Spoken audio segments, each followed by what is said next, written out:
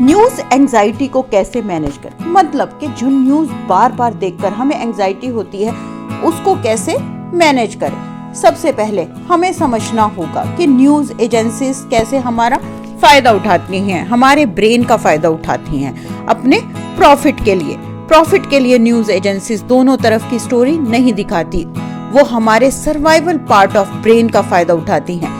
आपका reptile part brain का हमेशा थ्रेट्स को देखता रहता है और थोड़ा सा खतरा होते ही वो आपको फाइट, फ्लाइट, फ्रीज रिस्पॉन्स में ले जाता है। आपके ब्रेन के पास इसका counter rest and digest response भी है, पर ये एक जैसे नहीं है। जैसे कोई रेप्टाइल, जैसे छिपकली के लिए ज्यादा इम्पोर्टेंट है किसी चील को देखना जो वो उसे खा सकती है, ना कि छोटे छोटे कीड़ों को देखना जिसको वो खा सकती है।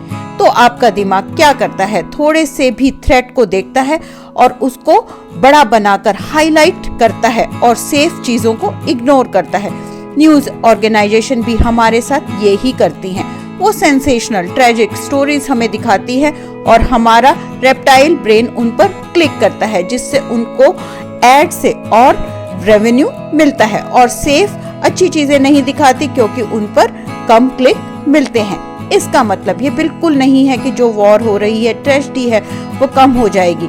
मैं ये इसलिए कह रही हूँ कि आपको पता चले कि न्यूज कितनी देखनी है और कितना उसको सच मानना है। अगर आप ध्यान नहीं दोगे तो न्यूज एजेंसीज आपके एंशिएंट ब्रेन का फायदा उठाती रहेंगी। चलिए देखते हैं कि हम न्यूज एंजाइटी को कैसे मैनेज कर सकते हैं।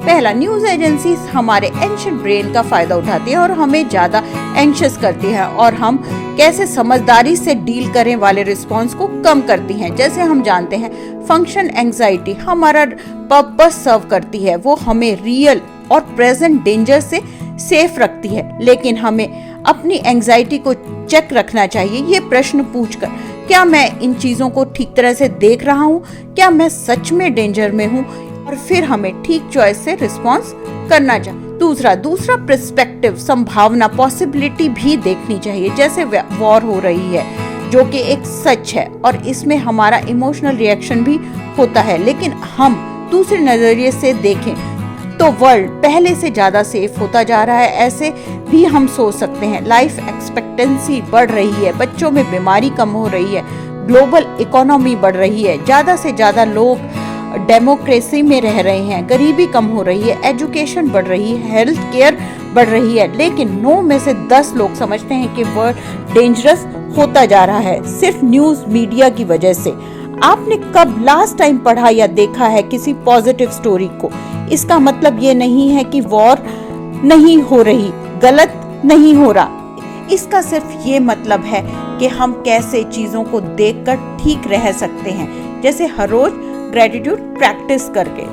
तीसरा, हमें ध्यान रखना होगा कि हम अपनी अटेंशन कहाँ ले जा रहे हैं, और आप चूज कर सकते हो कि आपको अपने दिमाग को चलाना है या डर ने आपके दिमाग को चलाना है।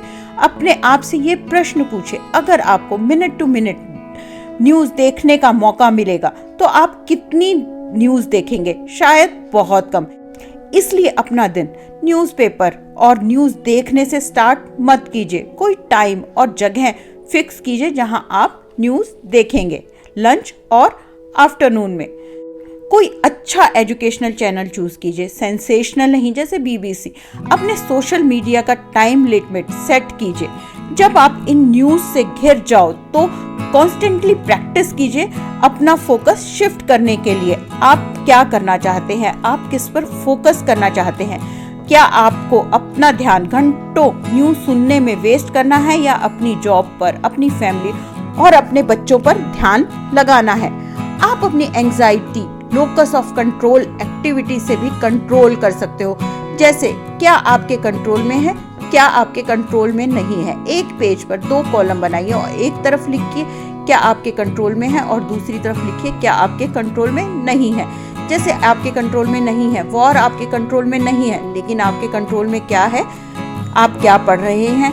आप रिलीफ फंड में पैसे दे सकते हैं, आप वोट कर सकते हैं, वॉर के अगेंस्ट आवाज उठा सकते हैं, प्रोटेस्ट कर सकते हैं, सोशल मीडिया का यूज कम कर सकते हैं। अपनी एंजाइटी को एक्शन में ट्रांसफॉर्म कीजिए, उसको बढ़ने मत दीजिए।